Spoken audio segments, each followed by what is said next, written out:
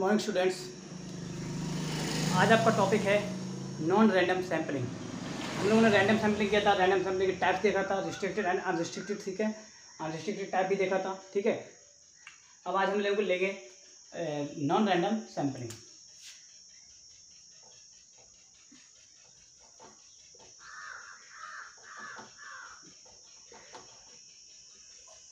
Random, non random, non random का मतलब, random का मतलब क्या होता है? By chance. चांस मतलब क्या है? यहाँ पे कोई चांस नहीं होना चाहिए। मतलब है कि नॉन रैंडम सैम्पलिंग मेथड जो होता है उसमें किसी भी आइटम या किसी भी सैंपल, ठीक है, किसी भी यूनिट जो आपकी पॉपुलेशन होती है उसमें जितनी भी यूनिट्स हैं, ठीक है, उनके पास किसी के पास भी नॉन चांस नहीं होता कि being selected as a sample, ठीक है। उसे कभी भी पता नहीं होता था कि हाँ उसे सेलेक्ट किया जा सकता है एज अ सैंपल। यहाँ पे जो सैंपल साइज होता है या सैंपल जो सिलेक्ट किया जाता है वो डिपेंड करता है, टोटली डिपेंड करता है इन्वेस्टिगेटर के जजमेंट पे। इन्वेस्टिगेटर के जजमेंट, इन्वेस्टिगेटर का जजमेंट, ओके।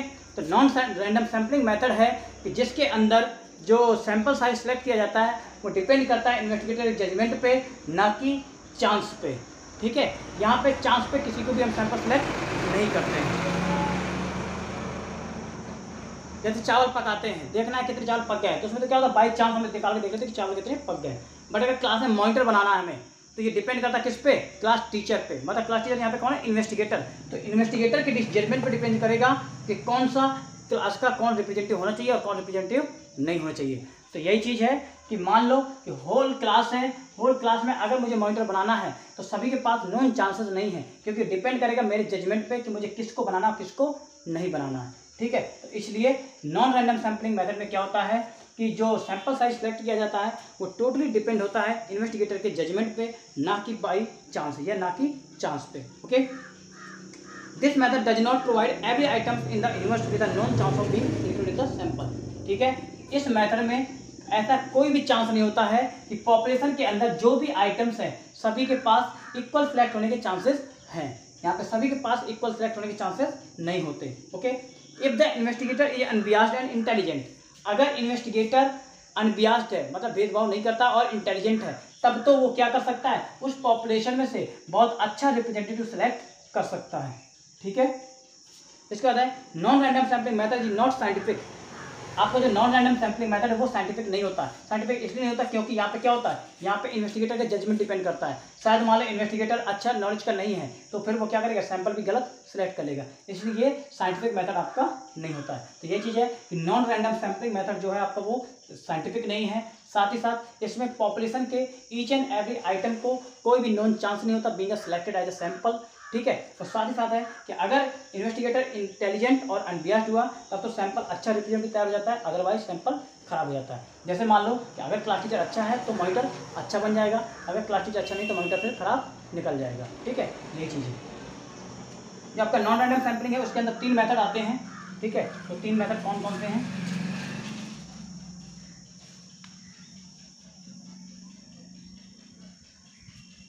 एक तो आता है आपका जजमेंट सैम्पलिंग,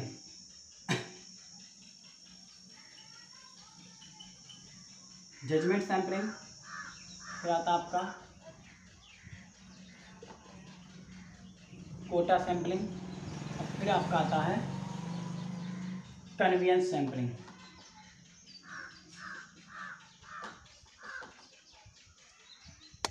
ठीक है।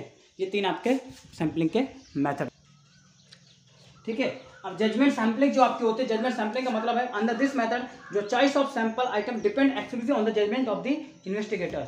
मतलब कि इसमें जो आपका, इस मेथड में जो आपका सैंपल साइज सेलेक्ट किया जाता है वो बहुत ज़्यादा डिपेंड करता है इन्वेस्टिगेटर के जजमेंट पे। मतलब इस मेथड में टोटली जो सैंपल को सिलेक्ट करने का टोटली जो डिसीजंस हैं वो डिपेंड करते हैं इन्वेस्टिगेटर के ऊपर, कि इन्वेस्टिगेटर जैसा चाहेगा वैसा इसमें डिपेंड, वैसा इसमें से सिलेक्ट कर सकता है सैंपल को, ठीक है। इसी वजह से क्या होता है,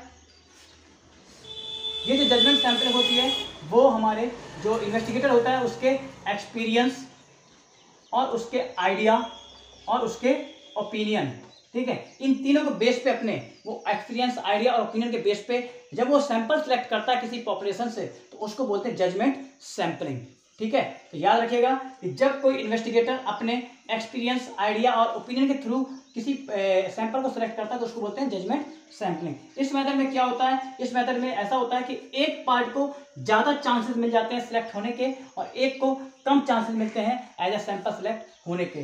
जैसे क्लासरूम में मॉनिटर बनाना है, ठीक है। अब मान लीजिए मुझे किसी को मॉनिटर बनाता तो हो सकता है कि क्लास में ऐसा ग्रुप भी हो सकता है कि एक ग्रुप मेरे बहुत चांसेस हो उसके कि उसको सिलेक्ट कर सकता हूँ एज ए सैंपल, और एक ग्रुप ऐसा हो जिसको बिल्कुल भी चांस ना हो कि मैं उसको सिलेक्ट कर सकता हूँ। जैसे कि क्लास में अगर मुझे मॉनिटर बनाना है तो कुछ बच्चे ऐसे हैं कि जिनके बहुत ज़्यादा चांसेस हैं कि उनको मैं एज ए मतलब कि एज ए रिप्रेजेंटेटिव सिलेक्ट कर सकता हूँ। बट कुछ बच्चे ऐसे भी हैं जिनको पूरा चांसेस है, पता है कि उनको एज ए सैंपल सिलेक्ट नहीं किया जा सकता, ठीक है। ये चीज़ है कि फॉर एग्जांपल है कि ये तो मुझे मॉनिटर सेलेक्ट करना है, ठीक है। तो या फिर मान लो कि एक मुझे कोई स्टडी करनी है कि लाइव क्लास हम लोग कराएं या ना कराएं, ठीक है। जैसे मैं यहीं पे क्या कर लूँ, लाइव क्लास कराऊं या ना कराऊं, तो मैं क्या कर सकता हूँ, इसमें क्या कर सकता हूँ, 50 बच्चों को मुझे ओपिनियन चाहिए तो मैं क्या कर सकता हूँ, आइदर मैं अपने जो मतलब मुझे 20 बच्चों से ओपिनियन चाहिए तो मैं क्या कर सकता हूँ, जिन 20 बच्चों को मैं ज़्यादा जानता हूँ उनसे मैं पूछ लूँ और उनके बेस पर डिसीजन ले लूँ कि हाँ ये होगा या नहीं होगा। तो इसको बोलते हैं जजमेंट सैम्पलिंग। तो यही चीज़ है कि जजमेंट सैम्पलिंग में क्या होता है कि जो इन्वेस्टिगेटर होता है उसके आइडिया, उसके ओपिनियन, उसके एक्सपीरियंस पे डिपेंड करता है कि किसको सैंपल सेलेक्ट करना है, किसको नहीं करना। और इसमें साथ ही साथ एक पार्ट को ज़्यादा सेलेक्ट होने के चांसेस होते हैं और एक के कम सेलेक्ट होने के चांस होते हैं, ठीक है। चलिए, इस मेथड के क्या एडवांटेज होते हैं, क्या डिसएडवांटेज होते हैं, ठीक है। इसका पहला एडवांटेज क्या होता है, सिंपल एंड ईजी। ये क्या होता है, सिंपल एंड ईजी। ये मेथड क्या है, बहुत ही सिंपल और इजी होता है। मान लो कि मुझे क्लास में मॉनिटर बनाना है तो मैं क्या कर सकता हूँ, सीधे जाऊँ और किसी एक को बोल दूँ कि तुम मॉनिटर हो, तो मतलब क्या है, ये मेथड बहुत ही सिंपल और इजी पाया जाता है। दूसरा क्या है, प्रॉपर रिप्रेजेंटेशन। साथ ही साथ क्या है, proper representation. Proper representation, proper representation का मतलब यहाँ पे ये है कि जो आपका यहाँ पे जो जजमेंट लेता है, जो आपका इन्वेस्टिगेटर है वो हाईली स्किल्ड होता है, हाईली नॉलेज होता है। दैट्स वाई वो जब सैंपल सेलेक्ट करता है तो वो जो सैंपल होता है वो प्रॉपरली रिप्रेजेंट करता है उस पूरे ग्रुप को। तो इसलिए इसको बोला जाता है प्रॉपर रिप्रेजेंटेशन भी अवेलेबल होता है इसमें, ठीक है। फिर है आपका avoid irrelevant item. Avoid irrelevant item, जैसे कि मान लो कि हम नॉर्मल कोई सैंपल रैंडम सैंपलिंग मेथड अपना रहे थे, ठीक है। तो उसमें क्या करते हैं, हम ऐसे सीधे डायरेक्टली उठा लेते हैं कि इतने चावल पक गए या नहीं पक गए। तो मतलब क्या, उसमें बहुत सारे इररिलेवेंट आइटम भी आ जाते हैं। बट इस मेथड में क्या है, इसमें हम अपने personal knowledge, personal experience, personal ideas के थ्रू हम सैंपल सेलेक्ट करते हैं। इसमें क्या होता है, बहुत कम चांसेस होता है कि इररिलेवेंट आइटम उसमें आएगा। इसमें क्या होता है, इसमें रिलेवेंट आइटम मुझे पता है कि मुझे ये पता करना है कि स्टडी का लेवल कैसा चल रहा है, तो मैं क्या करूँगा, मुझे जिन बच्चों को पता है कि अच्छे पढ़ने में, मैं उनसे सीधे पूछूंगा। इररिलेवेंट आइटम्स को मैं अपने में शामिल नहीं करूँगा। यही चीज़ इसमें मुझे पता करना है कि क्लासेस का कैसा चल रहा है, तो जो लोग रिलेवेंट हैं उनसे पूछूंगा, जो लोग क्लास में अटेंड नहीं करते हैं तो उनसे मैं पूछने का कोई मतलब नहीं है। तो यही चीज़ है कि अवॉइड इररिलेवेंट आइटम्स। यहाँ पे क्या किया जाता है, इररिलेवेंट आइटम को अवॉइड कर दिया जाता है। इसके बाद इसकी डिमेरिट्स भी होती हैं। डिमेरिट्स में पहला डिमेरिट्स आपकी आती है, देखिए जब पर्सन जाता है खुद ही, तो मतलब क्या इसमें भेदभाव होने के चांसेस हो सकते हैं। तो पर्सनल बियास, तो इसमें क्या इसकी डिमेरिट्स है कि पर्सनल बियास इसमें होने के बहुत ज़्यादा चांसेस होते हैं, ठीक है। फिर इसके बाद errors of judgement. Errors of judgement का मतलब यहाँ पे ये है, कई बार क्या होता है, देखिए पहला तो डिमेरिट्स क्या है, पर्सनल बियास। इसको तो आपको बताने की जरूरत नहीं है, इसको तो आप ऑलरेडी समझ सकते हैं कि मतलब कि जो जजमेंट करने के लिए जो इन्वेस्टिगेटर है वो अपने जिसको पता जानता है कि इसको ये अच्छा है उसी को वो अपना रिप्रेजेंटेटिव तैयार कर सकता है, ठीक है। तो ये पर्सनल बियास होने के चांसेस ज़्यादा होते हैं। दूसरा क्या है कि इसमें एरर्स ऑफ जजमेंट, यहाँ पे एरर्स ऑफ जजमेंट होने के चांसेस ज़्यादा होती है। कैसे जजमेंट के चांसेस, कि जो इन्वेस्टिगेटर है उसे सिलेक्ट करना है अपने डिसीजन के अकॉर्डिंग, अपने ओपिनियंस के अकॉर्डिंग। हो सकता है उसका जो जजमेंट का डिसीजन है वो हो सकता है कभी गलत हो जाए, ठीक है। इसलिए यहाँ पे एरर्स ऑफ जजमेंट ज़्यादा गलत होने के चांसेस होते हैं। कि मतलब कि कई बार क्या होता है कि हमने जजमेंट लिया कि ये पर्सन हमारा मॉनिटर है, बट हो सकता है कि हमारा डिसीजन वो गलत हो जाए। यही चीज़ है कि यहाँ पर जजमेंट की एरर बहुत ज़्यादा हो जाती है। इसका लास्ट पॉइंट है आपका not an objective method. Not an objective method. It may be noted that even if a judgment sample is represented, there is no objective method. मान लीजिए नॉट एन ऑब्जेक्टिव मेथड, मतलब ये है कि अगर इस मेथड के अकॉर्डिंग आपने सैंपल साइज सेलेक्ट किया है और अगर वो सैंपल गलत निकल गया तो आपके पास फिर कोई दूसरा चांसेस नहीं है कि आप उसकी जगह पे कोई दूसरा सेलेक्ट कर लें, ठीक है। तो इस मेथड में यही है कि आपके पास कोई ऑब्जेक्टिव मेथड आपके पास दूसरा नहीं होता कि आप इसको रिकवर कर पाओ, क्योंकि आपने एक बार में सेलेक्ट कर लिया, इसके बाद दूसरा आपके पास कोई मेथड नहीं है। यही चीज़ है कि जजमेंट सैंपल का मतलब होता है कि जब आपका इन्वेस्टिगेटर अपने पर्सनल बियास जब इन्वेस्टिगेटर अपने एक्सपीरियंस आइडियाज़ के बेस पे किसी को सैंपल सेलेक्ट करता है, इसमें ये होता है कि इसमें होल पॉपुलेशन को चांसेस नहीं होते हैं कि उसको सेलेक्ट किया जाएगा, बट इसमें एक एरिया एक साइड को ज़्यादा चांसेस होते हैं और एक साइड को कम चांस होते हैं। साथ ही साथ है इसकी कुछ मेरिट्स हैं, कुछ इसकी डिमेरिट्स थी, ठीक है। तो आप इन चीज़ों को पढ़ेंगे। इसके बाद आपका दूसरा है कोटा सैम्पलिंग। चलिए, कोटा सैम्पलिंग में आपका क्या है कि कोटा सैम्पलिंग में क्या होता है कि सबसे first of all population are divided in a subgroup. Population को हम सब ग्रुप में डिवाइड कर देते हैं। जितने एरिया का हमें लेना है उसको हम क्या करते हैं, सब ग्रुप में डिवाइड कर देते हैं, ठीक है। इसके बाद जब सब ग्रुप में डिवाइड कर देते हैं तो सब ग्रुप से जो ग्रुप बनते हैं आपके, उन ग्रुप से हम क्या करते हैं, एक फिक्स नंबर ऑफ पर्सन को सिलेक्ट करते हैं, एक फिक्स नंबर ऑफ सैंपल को सिलेक्ट करते हैं। जब fix number of person select किए जाते हैं तो उसको बोलते हैं कोटा। और जब ये सैम्पलिंग मेथड है इसलिए क्या बोलेंगे, कोटा सैम्पलिंग। जैसे मान लो कि हमें 500 लोगों पे अपना रिसर्च करना है कि कितने लोग टीवी देखते हैं, कितने लोग सीरियल देखते हैं, टीवी सीरियल, हमें 500 लोगों को पढ़ना है। हम क्या करेंगे, 500 के ग्रुप बना दिए। इसके बाद अब हमने बता दिया कि इन 500 में से 35% हमें फीमेल लेनी है, 35% हमें फीमेल लेनी है, 25 हमें गर्ल्स लेनी है, ठीक है। ऐसे हम इनको, ये फीमेल मतलब हाउस वाइफ ले लेते हैं, सॉरी इसको, ठीक है, हाउस वाइफ लेनी है, फिर गर्ल्स लेने हैं, फिर इतने स्टूडेंट लेने हैं, इतने इस तरीके से इसको कैटेगराइज कर सकते हैं। तो देखिए हमें पता है कि 35% हमें क्या लेने हैं, केवल हाउस वाइफ लेने हैं, तो ये फिक्स डिसाइडेड है। तो मतलब है कि जैसे कि स्पोर्ट्स करा रहे हैं, ठीक है, हमारे स्कूल में मान लो स्पोर्ट्स का कोई कंपटीशन होना है, इसमें बोला जाए कि आपको हर क्लास के 10 बच्चे चाहिए, मतलब कि टोटल बच्चे आपको 100 रखने हैं और हर क्लास से 10-10 रखने। तो देखिए जब 10-10 आपने फिक्स कर दिए हैं तो ये जो 10 लोग फिक्स हैं, तो मतलब क्या है कि 10 लोग जब फिक्स है तो ये क्या आपका कोटा है। तो कोटा सैम्पलिंग मतलब ये होता है कि आप ग्रुप डिसाइड कर लेते हैं, फिर उन ग्रुप से आप फिक्स नंबर ऑफ पर्सन को सिलेक्ट करते हैं, fix number of person select किए जाते हैं, उससे कम नहीं करेंगे ना उससे ही ज़्यादा करेंगे। मतलब कि अगर आपको स्पोर्ट्स के बच्चे चाहिए हैं तो मतलब है कि आपको चाहिए हैं, फिर आपको उतने आपको बच्चे सेलेक्ट करके देने हैं, आइदर वो उसके लायक हों या ना लायक हों, ठीक है। तो कोटा सैम्पलिंग ये डिमेरिट्स भी होती है कि हमें वहाँ पे फिक्स नंबर ऑफ परसेंट हमें बच्चे वो पर्सन दिखाने होते हैं, इतने सैंपल हमें लेने होते हैं, भले ही वो सैंपल सही हो या ना हो, ठीक है। तो ये चीज़ है कि कोटा सैम्पलिंग में हम क्या करते हैं कि पूरी पॉपुलेशन को हम ग्रुप में डिवाइड कर देते हैं, फिर उस ग्रुप में से क्या करते हैं, हम फिक्स नंबर ऑफ पर्सन को सिलेक्ट कर लेते हैं कि इस ग्रुप से कितने लेने हैं, इस ग्रुप से कितने, इस ग्रुप से कितने, इस ग्रुप से कितने लेने हैं। जैसे कि हम क्लासेस डिवाइड कर देंगे, इस क्लास डिवाइड कर दिया हमने स्पोर्ट्स में, इसके बाद हम डिसाइड कर लें कि हमें इस क्लास से 5 बच्चे चाहिए, इस क्लास से 6 बच्चे चाहिए, इस क्लास से 8 बच्चे चाहिए, ठीक है। अब 5 बच्चे चाहिए, अब मतलब है कि जैसे हाँ ये होता है कि जूनियर ग्रुप, सब जूनियर ग्रुप, और ये होता है ना, एक होता है कि क्लास 9 to 12 होता है, एक 6 to 8 होता है, ठीक है। 9 to 12 में हमें क्या चाहिए, 9 to 12 में हमें 20 बच्चे चाहिए और 6 to 8 में भी हमें 20 चाहिए, ठीक है। ये आपका डिसाइड है फिक्स नंबर। तो देखिए ये हमने क्या किया, हमें स्पोर्ट्स एकेडमी स्पोर्ट्स का एक एक्टिव टूर्नामेंट कराना है जिसमें कि हमारे क्या है 40 बच्चे हमें चाहिए। अब 40 बच्चे चाहिए तो हम क्या करेंगे, ग्रुप डिवाइड करेंगे, एक हमें 9 to 12 कर दिया और एक हमें 6 to 8 कर दिया। अब 6 to 8 दोनों कर दिए, इसके बाद हम जब fix number of person select करेंगे 20, मतलब 9 to 12 हमें 20 चाहिए ही चाहिए, चाहे वो खेलने लायक हो या ना हो, पर हमें 20 चाहिए। तो यही चीज़ है कि कोटा सैम्पलिंग में क्या होता है, ग्रुप को डिवाइड किया जाता है, इसके बाद उन ग्रुप से फिक्स नंबर ऑफ पर्सन को सिलेक्ट कर लिया जाता है, ठीक है। तो इसको बोलते हैं कोटा सैम्पलिंग। कोटा सैम्पलिंग की बहुत सारी डिमेरिट्स और मेरिट्स होती हैं। जैसे कि एक तो डिमेरिट्स यही हो जाती है कि आपका भले ही आपका सैंपल अच्छा हो या ना हो, बट कोटा में क्या रहता है कि फिक्स रहता है नंबर, तो इस वजह से आपको वहाँ पे वो नंबर ऑफ सैंपल आपको सिलेक्ट करना ही करना होगा। जैसे कि मान लो कि हमने डिसाइड कर दिया कि ये ग्रुप बने हैं 3, इस ग्रुप से 5 चाहिए, इस ग्रुप से 6 चाहिए, इस ग्रुप से 3 चाहिए। अब मान लिया हमें इस ग्रुप से 6 चाहिए ही चाहिए है, अब मान लो कि सर इस ग्रुप में खेलने वाले केवल 5 ही हैं, पर फिर भी हमें क्या करना पड़ेगा, एक हमें और लेना पड़ेगा, तो हमें 6वां भी इसी से जगह से निकालना पड़ेगा, ठीक है। तो ये चीज़ है कि आपको एक कोटा सैम्पलिंग में क्या होता है, आपको फिक्स नंबर ऑफ पर्सन आपको सिलेक्ट करने होते हैं। ये आपकी इसकी मेरिट्स क्या होती हैं, इसके मेरिट्स होते हैं रिलायबल रिजल्ट, ठीक है, रिलायबल रिजल्ट इसलिए होता है कि if the investigator are skilled and experienced it gives more reliable and dependable result.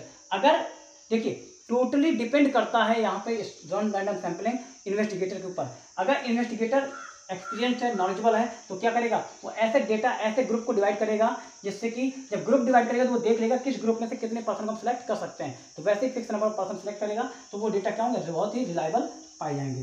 दूसरा है इकोनॉमिकल।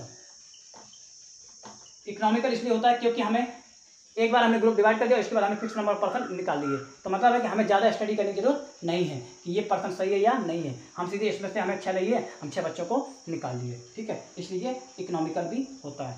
इस मेथड में क्या होता है, पर्सनल बियास पाया जा सकता है, इसमें भी पर्सनल बियास हो सकता है। पर्सनल बियास कैसे होगा कि मान लीजिए कोटा सैंपलिंग है, हमारे पीटीआई सर को हमें पर्सन बच्चे सेलेक्ट करने हैं, उन्हें क्या चाहिए 9 to 12 ग्रुप से 6 बच्चे चाहिए।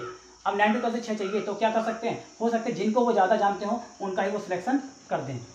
बच्चे तो 6 चाहिए, 6 में तो क्या करें, वो 4 बच्चे अपने जानने वालों को ही सिलेक्ट कर दें। तो इसलिए क्या है कि इसमें आपका पर्सनल बियास होने के ज़्यादा चांसेस होते हैं। Not possible to estimate sample size या सैंपल एरर, मतलब कि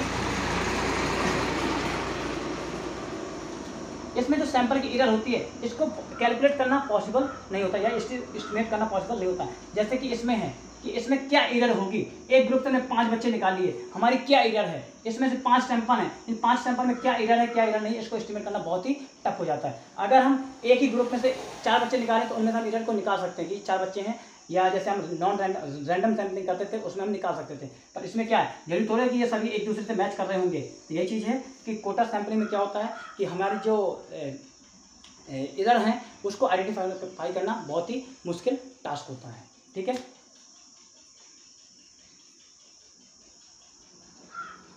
फिर आपका आता है कन्वीनियंस। कन्वीनियंस सैम्पलिंग आपका जो होता है उसको बोलते हैं,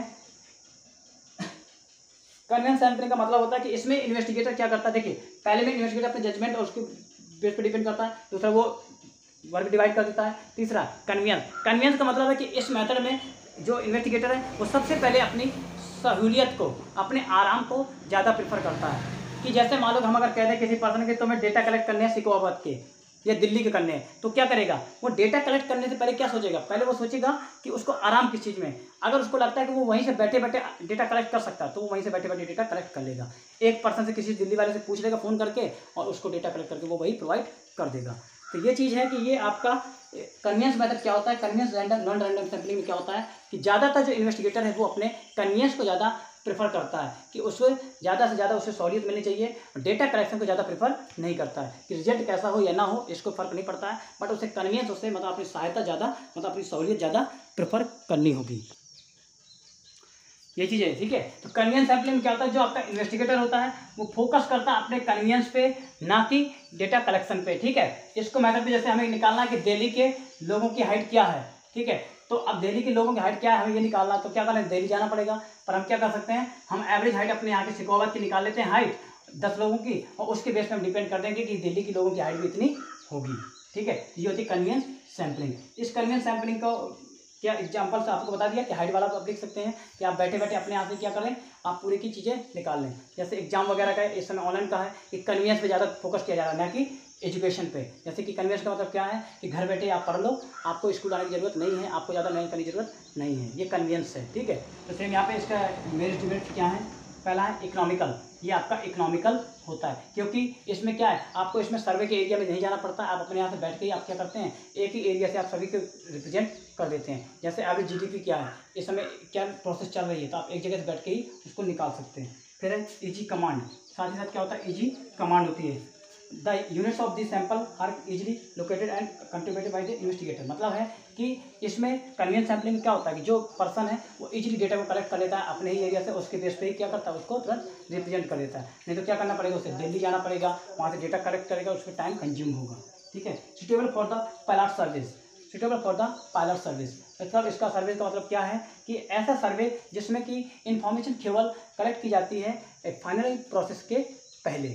अगर हम फाइनल प्रोसेस नहीं जाना चाहते हैं, उसके पहले हम प्रिलिमिनरी डेटा पाना चाहते हैं, मतलब कि प्रिलिमिनरी इन्फॉर्मेशन चाहते हैं, प्राइमरी, ठीक है। तो उस टाइम पे हम क्या करते हैं, कन्वीनियंस सैम्पलिंग को यूज करते हैं, ठीक है। इसके कुछ डिसएडवांटेज है, lack of representation, lack of representation मतलब कि इसमें रिप्रेजेंटेशन की बहुत ही कमी होती है, क्योंकि आपने सिकोहाबाद के बेस पे डिपेंड कर डिसाइड कर दिया है आपने दिल्ली के लोगों को, जो कि ये रिप्रेजेंटेशन सही नहीं होगा। फिर है पर्सनल प्रेजुडिस, पर्सनल बियास, मतलब इसमें भी पर्सनल बियास होने के चांसेस बहुत होते हैं, क्योंकि इसमें क्या मतलब है, इसमें हमें सैंपल सेलेक्ट करने हैं तो क्या करेगा जो इन्वेस्टिगेटर है अपने जानने वाले लोगों को देख करके और उनके बेस पे वो बता देगा कि क्या डेटा है कहाँ के, ठीक है। और अनसेटिस्फैक्ट्री रिजल्ट, साथ ही साथ क्या है, हम सिकोमाबाद के बेस पर देरी का रिजल्ट बता रहे हैं, इसका मतलब है कि ये डेटा जो क्या है वो अनसेटिस्फैक्ट्री, मतलब ये सेटिस्फैक्ट्री रिजल्ट आपको प्रोवाइड नहीं कर रहे हैं, ठीक है। इस तरीके से ये पढ़ेंगे। नॉन रैंडम सैम्पलिंग जो मेथड है आपका टोटली डिपेंड होता है इन्वेस्टिगेटर के डिसीजन पे, इन्वेस्टिगेटर के जजमेंट पे, ठीक है।